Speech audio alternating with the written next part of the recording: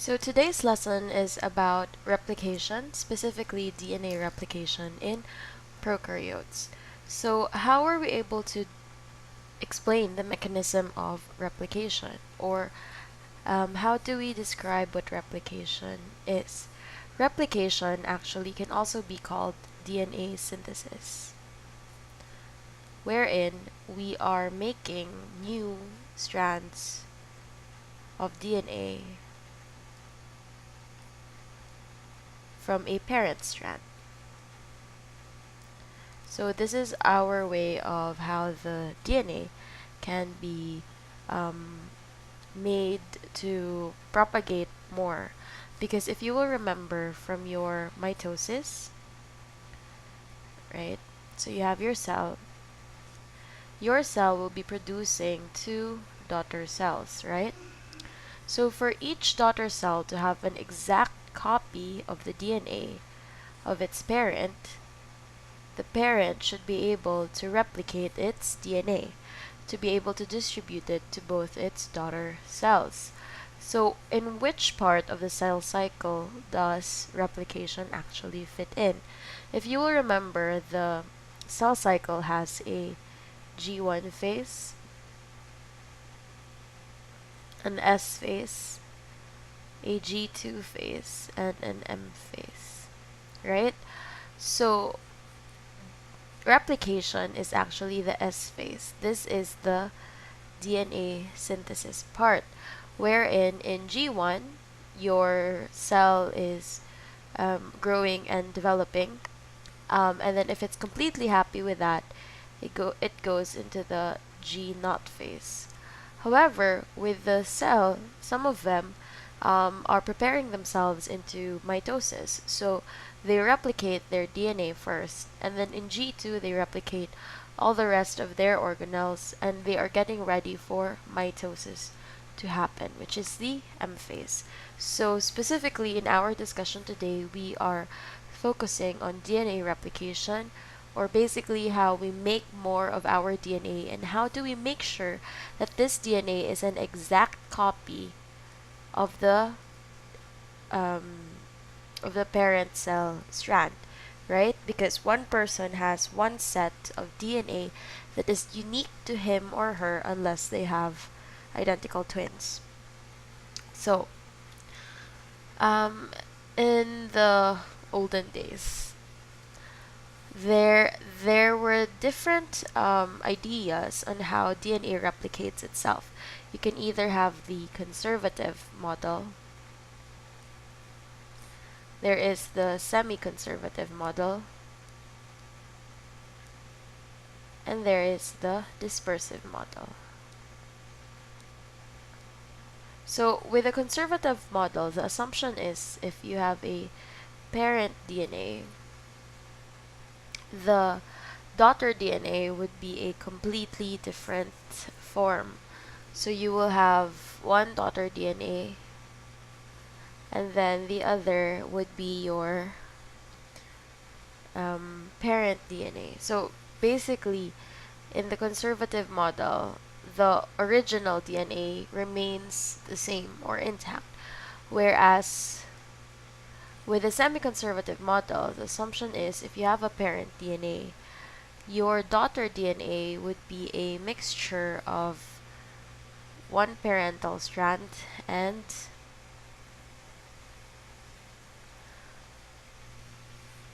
one new strand of DNA.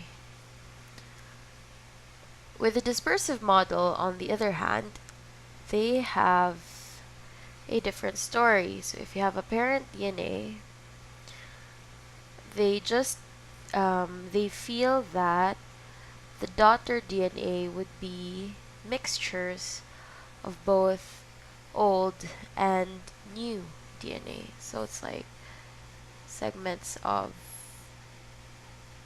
new DNA dispersed all throughout segments of the old DNA. So it's kind of strange in that sense.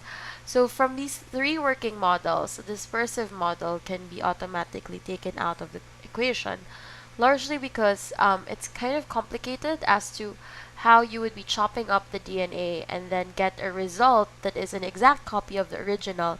However, it's a mixture of the old and the new strands. And especially if you are chopping up DNA, it will be hard to maintain sequence integrity.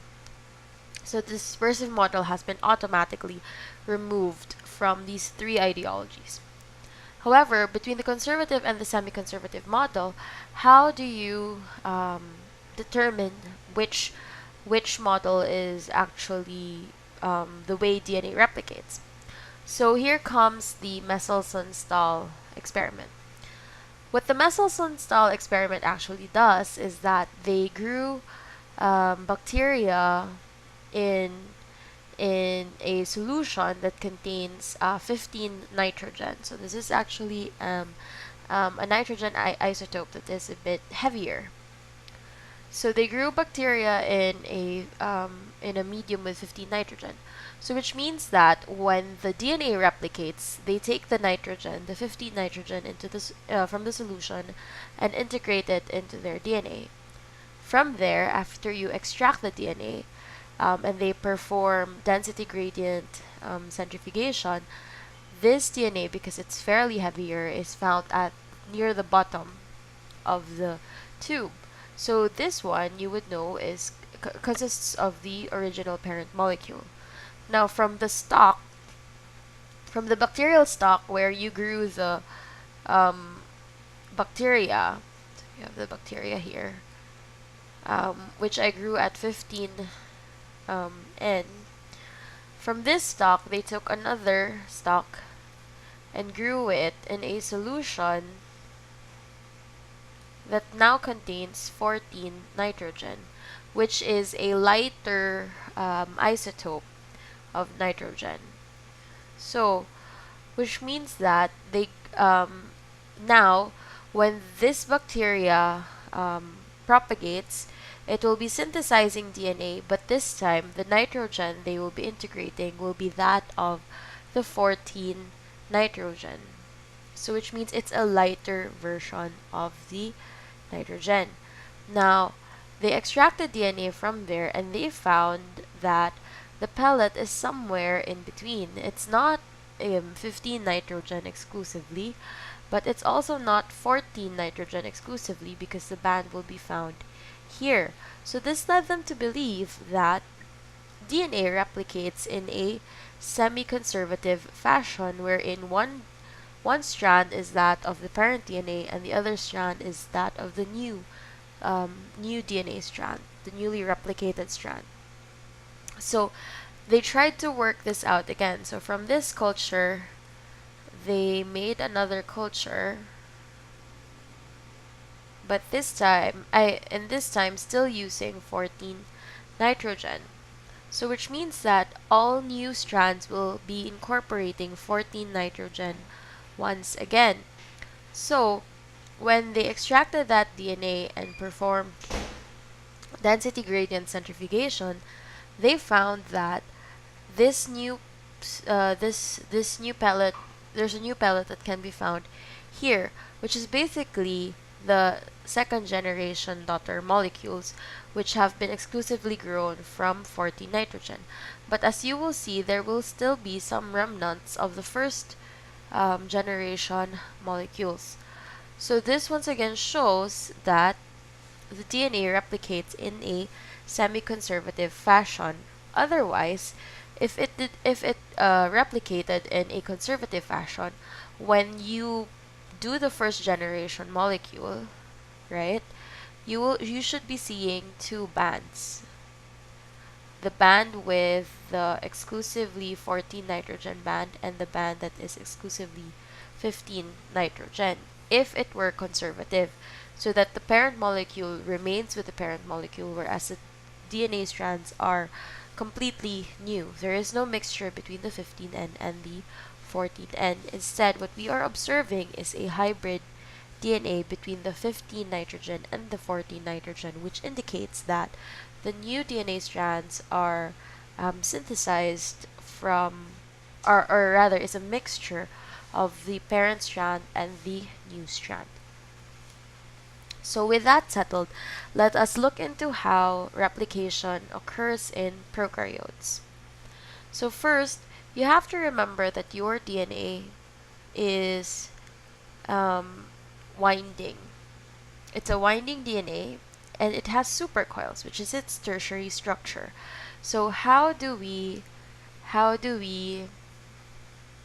go about this? First, you need the DNA gyrase, which uncoils or which relieves the supercoil of our DNA so that you can access the double helix. Next is the double helix has to be separated, right? Because we are after the base sequence. So that's the primary structure. That's what we're after here because we want to replicate the sequence of our DNA exactly as is. Otherwise, mutations may occur. So, we have to make the base sequence accessible. Hence, we have to open up the double helix. And the enzyme that does that is actually a helicase. So now, the helicase, once it unwinds the DNA, the SSB, or the single-stranded DNA binding protein, binds to the single-strand DNA. This is to protect this is to protect the single-stranded DNA from being degraded by nucleases because single-stranded DNA are prone to degradation. So these SSBs, these green circle things here, are actually the ones that protect it. And then, after this, once you've opened up the DNA, so now the sequences inside are accessible. So here comes a primase. So what does a primase do? A primase makes a primer. And a primer is usually made out of RNA. So why do we use RNA to start or to prime our replication? This is because DNA cannot be synthesized de novo, meaning cannot be synthesized from scratch.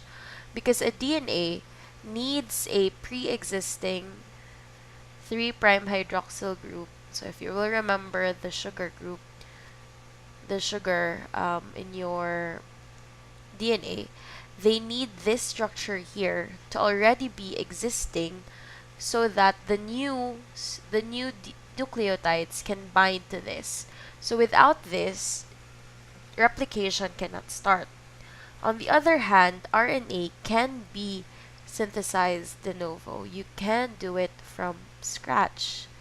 And so, because of this, RNA is the perfect molecule used to prime so that once you make your RNA, right? So you are making RNA from scratch.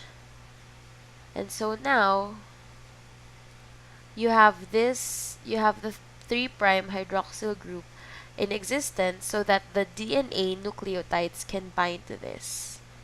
So the DNA will be building on from the primer made by RNA. So now with that, so you now have the primer, what happens next?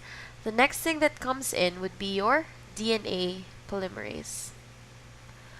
So your DNA polymerase, which is this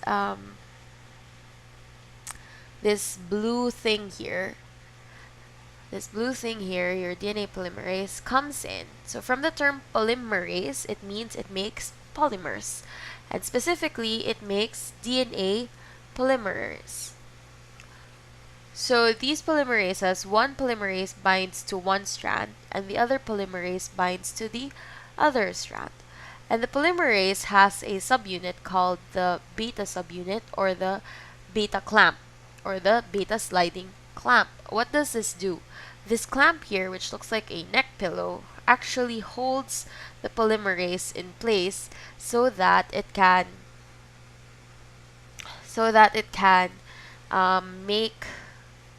so that it can start to build on the primers and make nucleotides. So, um, in prokaryotes, there are three different types of polymerase. There's DNA polymerase 1, DNA polymerase 1, DNA polymerase 2, and DNA polymerase 3. However, the main polymerizing enzyme is that of DNA polymerase 3. So they are the ones that are shown specifically here. That's DNA polymerase 3. So now they will be building on these. Now remember that your DNA has a direction, right? Wherein one strand will be from the 5 prime to the 3 prime direction, whereas the other strand, the complementary strand, will be from the 3 prime to the 5 prime direction, right? So because DNA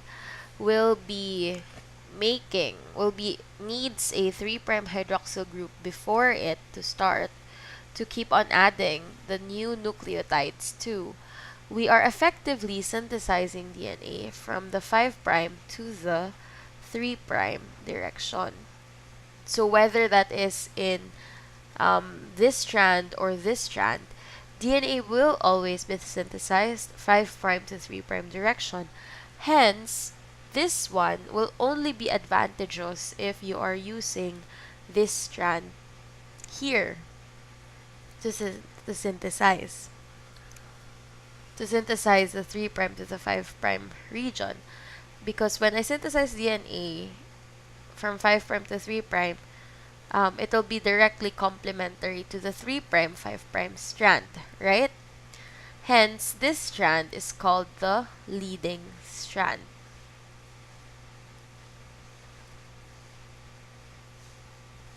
Because you just give a primer and then everything else will be continuous. On the other hand, the 5 prime to the 3 prime strand is kind of like in the opposite direction of how DNA will be replicating. And so, because of this, we kind of have to do an extra maneuver here. We are kind of like backstitching the DNA. So I'll be showing you later a video on how the lagging strand, which is what the other strand is called, how the lagging strand is replicated, because the synthesis in the lagging strand is not continuous because of its kind of like a reverse orientation. So we're going to move on from that for a while and we'll go back to it later. So with the lagging strand, because you are kind of synthesizing in the kind of like a reverse way, each time we have to make new primers from RNA, which means that in the lagging strand, we synthesize DNA in fragments, and each of these fragments are called Okazaki fragments. And then, because your DNA, remember that we're using primers here which are made of RNA, right? The DNA is exclusively a DNA molecule, which means that it is not some random mixture of RNA and DNA there. Therefore, we have to find a way to remove these primers. And the enzyme that removes these primers is your DNA polymerase 1. So DNA polymerase 1 removes the RNA primers in both the leading and the lagging strand. At the same time, it replaces those primers with DNA nucleotides so that you have an exclusively DNA molecule. However, even after it has replaced the strands with DNA, because you've cut something up, right? So let's say this is a DNA molecule, these are the base pairing that has occurred, and this line here, or these lines here are your backbone, your sugar phosphate backbone. The sugar phosphate backbone will have a nick, right? Because we've kind of like cut and pasted something. So it's not going to be like one smooth backbone. So for this, we bring in DNA ligase. So it's this yellow thing here. So the DNA ligase repairs these nicks in the strand so that we have one continuous DNA. So this is like one daughter molecule and this is the other molecule. So this here is a video of how DNA is replicated.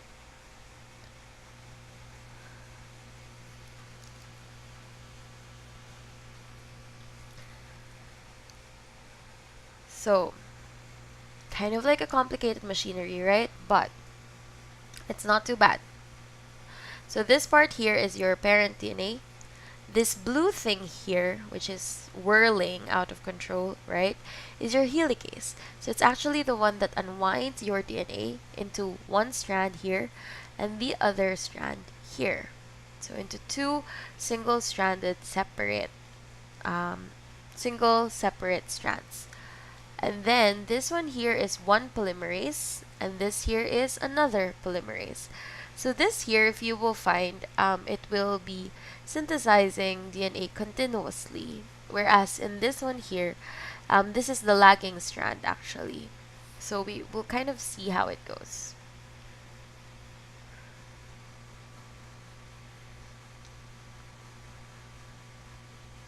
Yeah.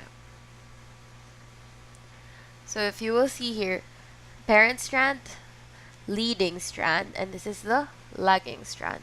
So remember that the lagging strand kind of is you're kind of synthesizing the DNA in reverse. So what we're trying to do is we're trying to fold the DNA like this so that we can still have a 3' to 5' orientation so that we can synthesize the DNA from the 5' to the 3' direction. Remember that nucleic acids are always synthesized from the 5' to the 3' direction. So if you will try to observe this lagging strand, you will see what I mean when they say we are synthesizing the lagging strand in kind of like a backstitching mechanism. See? So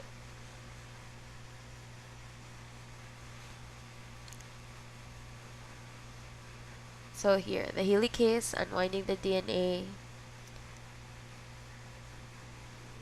And then here the leading strands just continuous. Whereas with the lagging strand, see,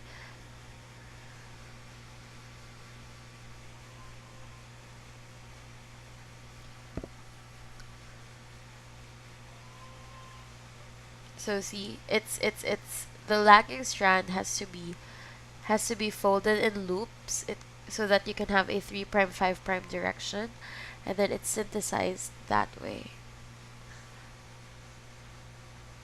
Okay, so we're back to the original picture that we had a moment ago. So if you will find this part here, because we are kind of like splitting the DNA, so this kind of looks like a fork. So this here actually is called the replication fork. Kind of like a very kind of like direct translation, I guess. So this one here shows in much more detail how the lagging strand is synthesized. So here is your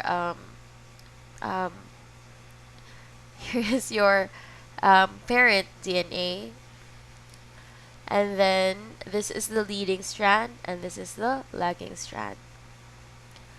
The red one here is the beta clamp. This is the DNA polymerase.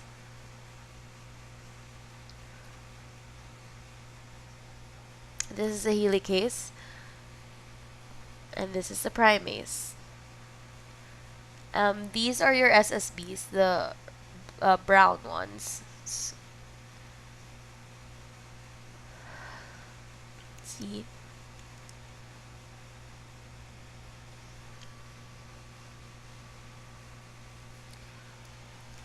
So as you can see here, the DNA, right? So the single-stranded DNA is folded back in. So this is your primer, right? Made by the primase. So it's folded back in and clamped by the beta clamp, and then DNA is replicated or synthesized. And so this is one short strand here. So that orange thing here is actually the Okazaki fragment. So this is one Okazaki fragment, and this is another Okazaki fragment. So it's all quite in a backstitching mechanism. So this is how the lagging strand is being made, whereas no problem whatsoever is encountered with the leading strand because it's just continuous because of the orientation of the template. Okay. So shown here is it's a prokaryotic DNA that is being replicated, and so if you will find there is a space here, this one. This is actually called the replication bubble because, well, it looks like a bubble. And one here is a replication fork, and this is another replication fork where the replication actually occurs. Here is, oh sorry, what is shown here, so we're kind of like giving extra focus on our DNA polymerase. So don't think of a DNA polymerase as different components, rather think of it as one large protein that is in interaction with other proteins. So this is altogether can be called a complex. This is so these are the different parts of your polymerase, which you don't really have to memorize. We're just trying to show here that these are beta clamps, and this is also another beta clamp and another beta clamp, so that this is where the DNA goes through so that we can start to polymerize them. And there's a helicase here that is attached.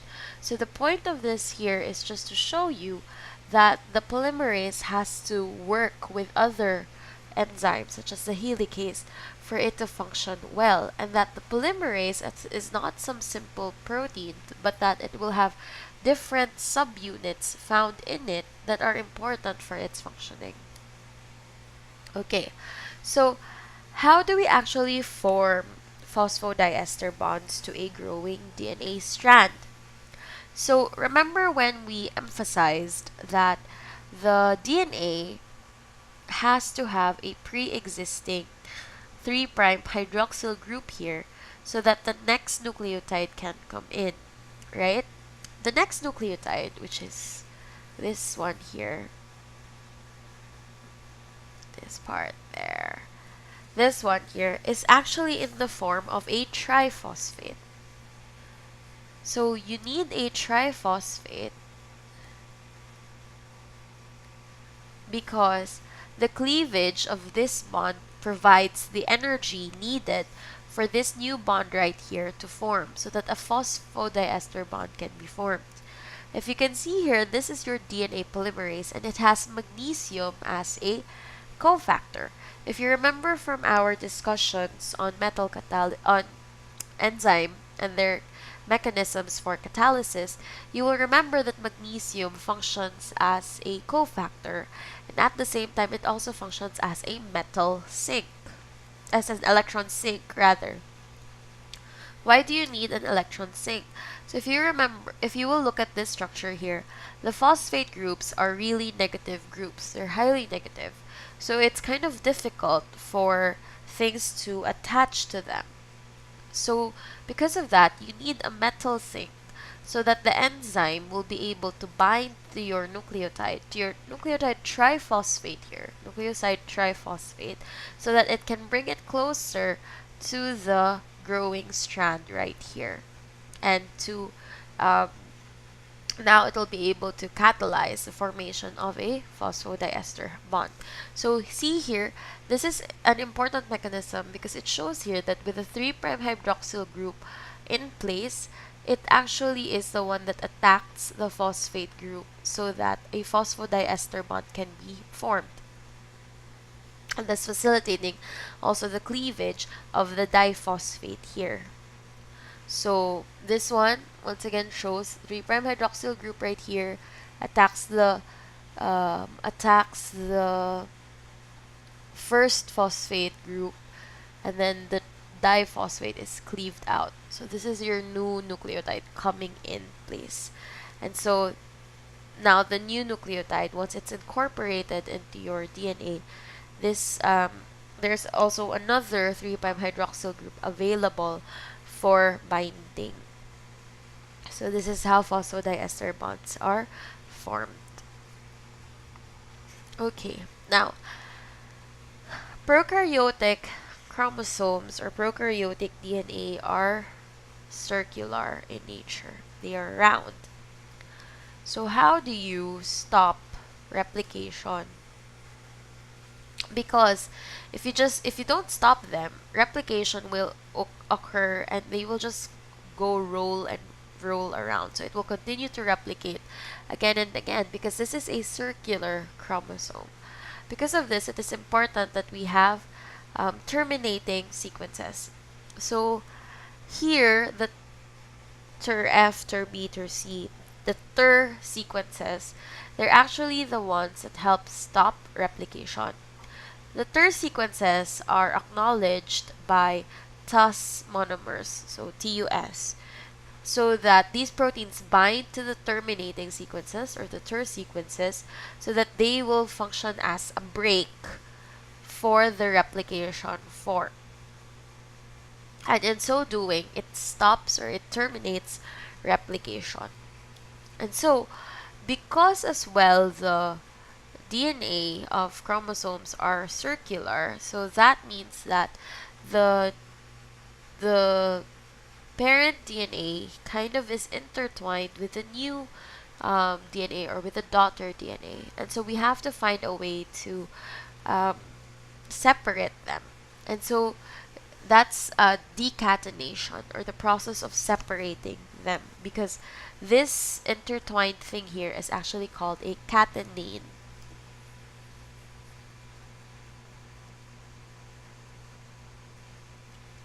So it's called a catenane, and so you want to separate them or to decatenate them. So how is it done? First, there is a part here that is denatured. Now, they don't really know how it's denatured exactly, except that they would assume that some form of denaturation will occur, and so that they will separate from each other. And then, a polymerase called a topoisomerase. A topoisomerase 4 cuts one strand so that it can be separated from the intertwined from the pink strand right here. So it cuts one strand of your new DNA, and so that they can be separated, and then just puts it right back in. And so now you have two separate DNA molecules. Okay, so shown here are some examples of drugs, like your AZT and DDI. These are actually anti-HIV drugs. Now, look at these structures and think about how they are able to terminate replication. Okay? Now, let's move on into DNA replication in eukaryotes. So, in eukaryotes, there's a difference with how they replicate versus how prokaryotes replicate. Because prokaryotes are circular, they only have a single origin of replication. And so the replication forks can proceed bidirectionally or in two directions. So one here and the other here. However, in eukaryotes, which have larger chromosomes, like larger chromosomes by at least thousands or 100,000 larger more than the prokaryotes, they have several origins of replication, and at the same time their chromosomes are linear, so which basically means that it will take longer for them to replicate if they only have a single origin. Because unlike in prokaryotes, because it's circular, at some point the replication forks kind of meet. Whereas in this, they have a longer way to go. Therefore, there are several advantages in having multiple origins of replication that are happening at the same time. And these ones proceed bidirectionally, so that you can have two daughter duplex DNAs. Okay, so there are some main differences the between DNA replication in prokaryotes and eukaryotes. Of particular issue is the initiation of replication, because in in eukaryotes, we have to be we have to remember that the DNA is found inside the nucleus, right? So there's actually a nuclear envelope. And also eukaryotes are multicellular organisms, which means that if there is something bad that will happen to one cell, it can affect all the other cells. So in eukaryotes, there are a lot of regulatory mechanisms to ensure that replication happens properly. And because of that, they have all these other phases. So you have your DNA here, right? And your DNA here, the origin of replication is recognized by this ORC, or the origin of replication recognition complex. So it recognizes the origin. And so upon binding there, the RAP, or your um, replication activating proteins, come in to bind to the ORC. After that, the RLFs come in, which are RLFs are your replication licensing factors. So they come in as well to set up the pre-replication complex. Now, the only time for these three to come in is during the G1 phase. Why?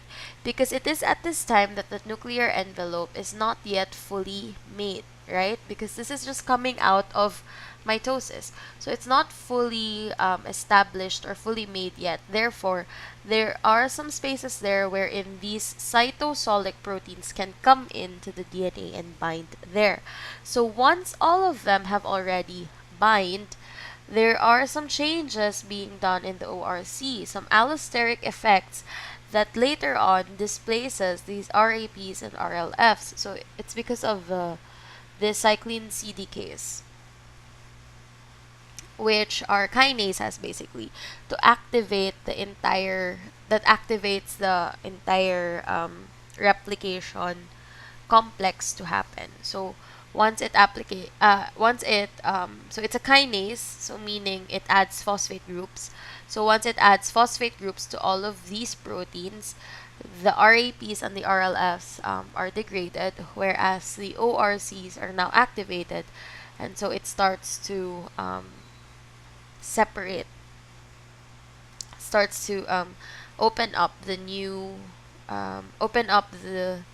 DNA, and so replication can now begin in eukaryotes. So the RLFs here actually are specifically your topoisomerase, which is actually the counterpart of your DNA gyrase. So there isn't really that much of a difference in between prokaryotes and eukaryotes, except that in eukaryotes they just have different enzymes, or different names for those enzymes that they use for replication. For example, the topoisomerase here, which is important for unwinding the supercoil or for relieving torsional strain in DNA, is actually a counterpart of DNA gyrase from your prokaryotes. The helicase here is, well, the helicase, which unwinds your double helix. the RPA here, or the replication protein A, actually takes the place of your SSB, which are your single-stranded binding protein. And then we have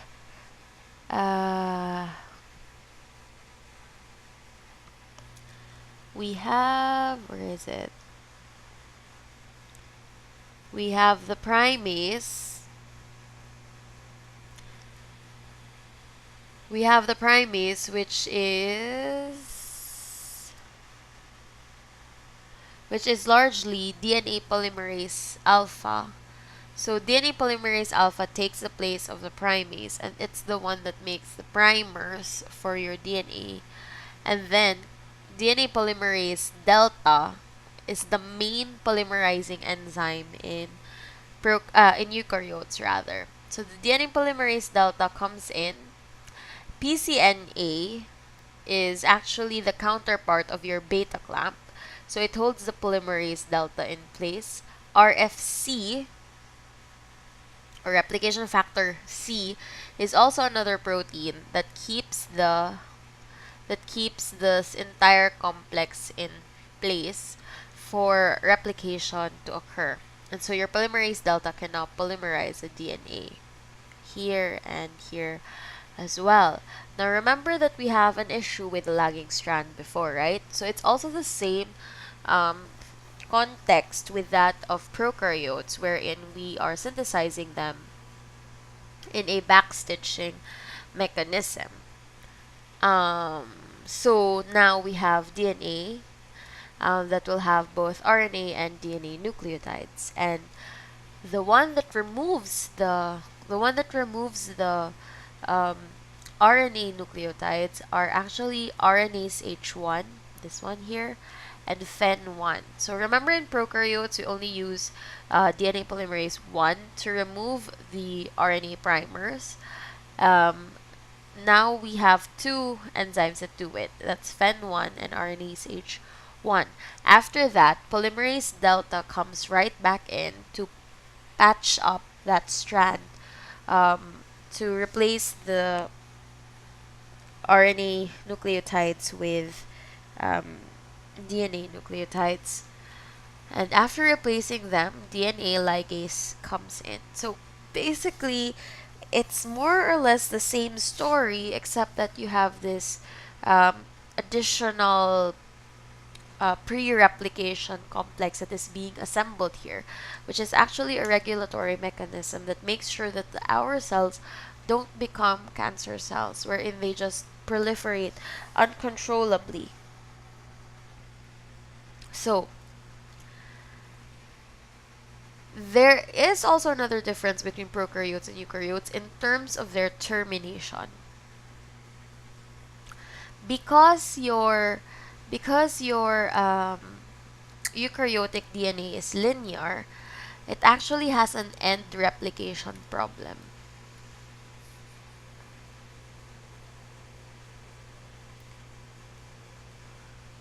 So what is this end replication problem? You remember that we need to make RNA primers where our DNA can be synthesized from, right? Now, if this is the end of my template, and this RNA primer will be removed, right? So now it'll be blank. But because you don't have a 3' hydroxyl group available here, so this one will remain blank. So effectively, it's kind of like I'm cutting the DNA short with each round of replication. So this is called the end replication problem. And this is a problem for linear chromosomes. So how do we solve this? This can be solved by using telomerase. So this is an enzyme. What does telomerase do? Telomerase kind of extends this template DNA. So this red part here is actually an extension due to the telomerase. So these are just repeating sequences. They don't code for anything, right? So it's just repeating sequences being placed there by the telomerase. So it's this one here.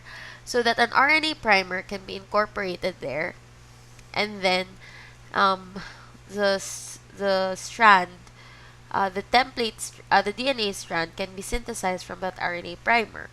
And then once this RNA primer is removed, only this part is not replicated, which is okay because these are just repeated sequences from the telomerase. But your core DNA sequences, which is this part here, right? Your core DNA sequences are actually still intact and still complete. So we did not lose any information along the way because these here are just repeats. So that's what the telomerases are for. Telomeres is actually just a term to mean the ends. So if this is your chromosome, right? This is where your telomeres are found, the ends of the chromosome. So here we are at the ends of our chromosome, so this is actually called a telomere as well. So some people say that the telomerase is actually the source or the fountain of youth, because if you still have active telomerases, then your DNA are not shortened. But in humans, after you reach a certain age, the telomerases start to lose their function, and so that's when aging actually sets in. So this here um, is an animation uh, of how end replication or telomere replication occurs. So the blue one here is your primer with the 3' hydroxyl group, and so we are growing the lagging strand. And so you remember this red part here, these are your Okazaki fragments. Here, this is your leading strand, so there's not much of a problem here because it just continues to synthesize from the 5' to the 3' direction, so no problem. However, here, so this is your primer, and then synthesis will happen with the DNA nucleotide. Right, so the 3' hydroxyl group from the last nucleotide. We've removed the primers, and so now we have the pre-existing DNA to make to patch up DNA here and make them continuous. So this part here is what we call the end replication problem, as I said a moment ago, because we've kind of cut short the DNA. And so telomere, which is the end of our DNA, and this is our telomerase, which has an RNA template embedded within the protein. So that will be the basis for extending. So see, it's just repeating sequences. And so that if you can have your normal replication, so an RNA primer is synthesized here, from there you build your DNA polymerase. I mean your DNA polymer. And so once you've removed that RNA, the main content of your DNA is still intact. And so there's also another thing that happens with DNA. You kind of tuck them in. So right, your DNAs at the end are they're not kind of protected, so you have to kind of tuck them in to protect the ends of the protein. Otherwise, they can be degraded by nucleases. And so this one here summarizes the summarizes the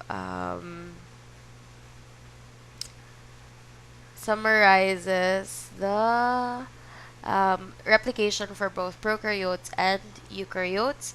And so remember that we've said before that prokaryotes have several polymerases, and that the main polymerizing enzyme is RNA polymerase 3, Whereas in eukaryotes, the main polymerizing enzyme is RNA polymerase delta, shown here. And this ends our lecture on replication.